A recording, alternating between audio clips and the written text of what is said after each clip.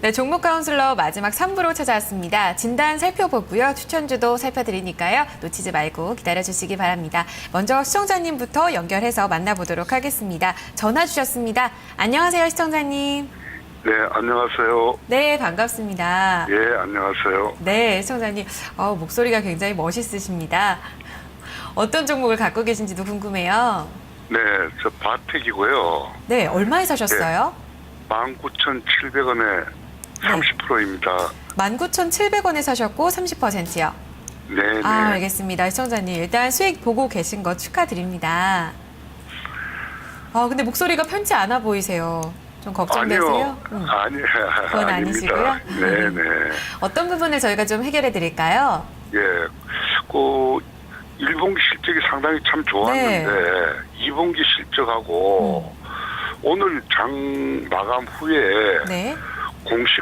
공시가 나왔는데요. 네네. 시설 투자한다고 네네. 그리고 공시가 이렇게 떠 있네요. 보니까.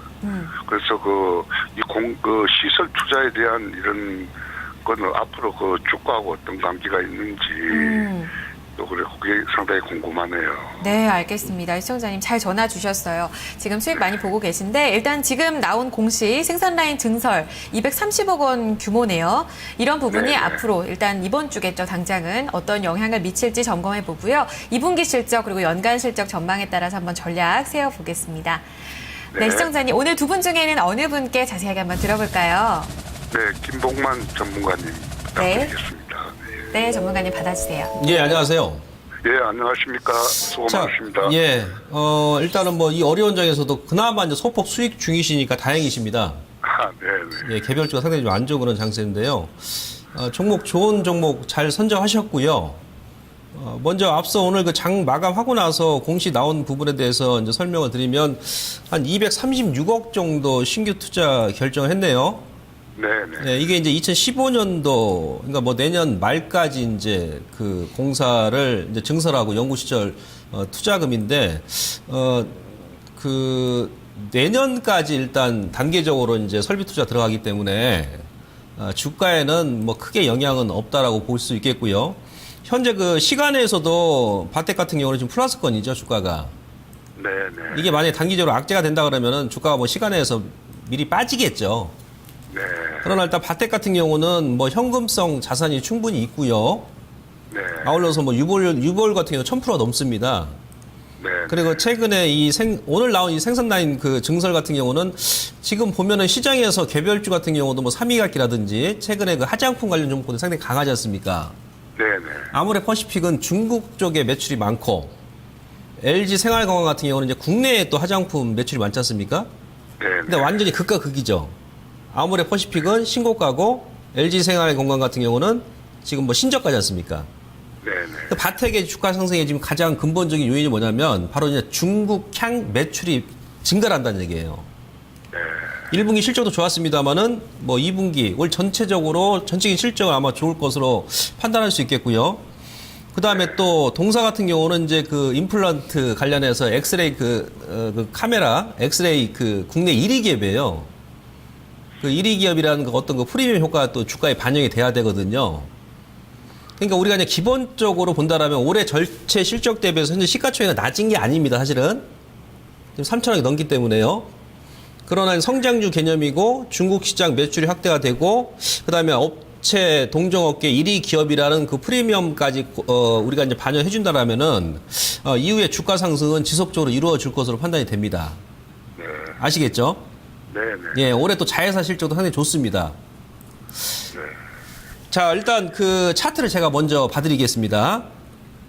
자, 일봉 보시면은 지금 이제 전형적으로 이 종목 같은 경우도 사실은 이제 우리가 저점 잡기 좀 까다롭습니다. 왜냐하면 지금 계단형 상승 패턴이기 때문에 계속 엎치락뒤치락 하면서 올라가죠. 그러니까, 고점 돌파를 할 것 같아서 또 들어가면은 아래쪽으로 밀어버리고, 손절해버리면 다시 또 올려버리고, 그래서 이런 패턴은 저점 잡아서 완전하게 이후에 60에서는 안 깨면 그대로 추세 매매, 그러니까 좀 끌고 가는 게 좋습니다. 아시겠습니까? 예, 그렇게 보시면 되고. 작년 11월 달에 여기서 손바뀜 물량이 나왔죠. 그러니까 이 종목이 죽을 때는 어떻게 죽냐면은 이 당시에 거래가 한 180만 주 가까이 나왔는데 적어도 주가가 올라가면서 100만 주 아니 뭐 요때 150만 주 거래 이상, 그죠? 150만 주 이상의 거래가 나오면서 뭐 윗꼬리 달고 장대 양봉이 나온든지 아니면 음봉이 나올 때 그때 이제 고점 시그널이 나오는 거예요. 그렇게 보시면 되고 아직은 뭐 그런 조짐은 없고요. 자, 월봉 보시면은 지금 현재 그 거래소 소형주 코스닥 시장도 안 좋음에도 불구하고 직전 고점을 완전히 장을 해버렸습니다. 돌파를 했지 않습니까? 네네. 예, 이런 패턴은 그대로 추세대로 따라가시는 겁니다. 네. 그대로. 단지 이제 우리가 단기적인 저항권은 어디냐면은 이 트렌드 상단이 어디냐면은 요 트렌드거든요. 이 종목은. 그래서 이 박스 안에서 움직이죠. 네. 그래서 이후에 한 22,000원에서 23,000원 정도 오게 되면 지금 제가 제시했던 이 트렌드 상단 라인까지 오거든요. 그럼 여기서는 또 매물이 또 나올 겁니다. 네. 그래서 일단 단기 목표가는 한 23,000원 정도 맥점 설정하시고요. 네네. 중장기는 전 25,000원까지 봅니다. 올 하반기까지 보신다라면은 네. 그 이상도 가능할 것으로 보고 있고요. 아울러서 이제 그 손절가, 이제 리스크 관리 가격대는 이 종목은 21선이에요. 여기가 생명선입니다. 네. 거기가 19,000원 초반이에요. 왜 그러냐면 여기에서 다시 한번 지난주에 한 단계 업그레이드 시키면서 주가를 거래가 나왔지 않습니까? 네. 예, 그래서 이 시가선 약간 아래쪽에, 그러니까 19,000원을 단기 리스크 맥점으로 일단 설정하셔야 됩니다. 그 중간에서 이제 박스에 움직이는 것은 개의치 마시고 그대로 추세 매매 해가지고 보유해 나가시면 될 것 같아요. 네. 그 장기적으로는 뭐 그냥 끌고 나가는 전략으로도 세울 수 되겠습니까? 그러면? 그렇습니다. 지금 차트, 월봉 차트 지금 보시면요. 지금 기술적으로도 아직까지는 고점의 시그널이 전혀 안 나오고요. 네. 예, 그리고 이제 의료 정밀 쪽이 어차피 이것도 삼성의 했던 이제 신수정 사업이 차세대 먹거리 사업이 이제 바이오라든지 의료 정밀 쪽이죠. 네. 그러니까 이제 의료 정밀 기계 쪽이 우리나라만 지금 강세가 아니고 실질적으로 미국 같은 경우는 신고가예요. 벌써 올 연초에 작년에 돌파를 해버렸습니다. 네. 이게 이제 우리나라의 흐름뿐만이 아니고 전 세계적인 추세라는 얘기입니다. 네. 패러다임의 변화죠. 네. 선진국일수록 이런 섹터의 종목들이 많이 간다는 얘기예요. 네. 그 대량 거래량이 나오기 전까지는 이제 끌고 나가는 전략으로 세워도 되겠습니까? 그렇습니다. 근데 주식이 100%는 없지 않습니까? 중간에 네, 무슨 네. 또 악재가 나올 수도 있기 때문에 단지 이제 일부 절반 정도는 단기적으로 리스크 관리를 해 나가면서 가시자는 얘기죠. 네. 그 단가가 이제 예를 들어서 19,000원을 심하게 이탈한다 그러면 지금 현재 비중이 30%에서 절반을 줄였다가 다시 한번 아래에서 재매수를 하신다든지 뭐 이 정도의 약간 센스는 필요하다는 얘기예요. 왜 그러냐면 지금 거래소의 개별주하고 그다음에 코스닥 시장이 상당히 흔들리지 않습니까? 네, 네. 그래서 이런 장에서는 일부 물량은 조금 단기적으로 조절을 해 나가면서 하시는 게 도움이 많이 될 겁니다. 네, 네. 네, 시청자님 오늘 궁금증 많이 좀 해결되셨기를 바랍니다. 좀 길게 들고 네. 가시면서 수익 보시길 바랄게요. 네, 고맙습니다. 감사합니다. 네, 감사합니다, 시청자님. 바텍 살펴봤습니다. 자, 이어서 게시판 한 종목 더 살펴보도록 하죠. 간절하게 좀 부탁을 남겨주셨어요. 0421님께서 게임빌 꼭 해달라고 남겨주셨습니다. 78,200원에 사셨고요. 비중은 20%입니다. 오늘 시청자님의 매수가보다 조금 밑에서 마감이 된 상황입니다. 78,100원 종가인데요. 장영준 대리님, 그대로 가져가도 괜찮을까요? 예, 좀 죄송스럽게 생각하지만 좀 저는 굉장히 부정적으로 생각하는데 제가 올 초 아마 작년 말에도 한번 언급을 했었던 것 같은데 그 전자결제주죠. 뭐 KG 모빌리언스나 이니시스, 한국사이버결제, 다날 같은 게 상당히 주권사에서 호평을 했을 때 패러다임의 변화를 말씀을 드렸었거든요. 그러니까 핸드폰으로 신용카드 앱을 설치하고 하는 것 때문에 얘네들이 망가질 거다. 그러니까 산업이 좋아진다 하더라도 예사가 망가질 수 있거든요. 왜냐하면 신규 진입자가 나오면. 근데 게임빌 같은 경우에는 일단 산업은 망가지지는 않는 걸로 보고 있어요. 왜냐하면 거의 많은 사람들이 모바일 게임을 하고 있기 때문에. 그러면 이렇게 저는 생각하는데 지금 이걸 시청하시는 시청자분들이 한번 스마트폰을 꺼내보셔가지고 내가 핸드폰에 그 깔아놓은 그 게임들을 한번 보세요. 그러면 게임빌하고 컴투스에서 만든 것들이 많겠죠. 컴투스가 게임빌 거니까.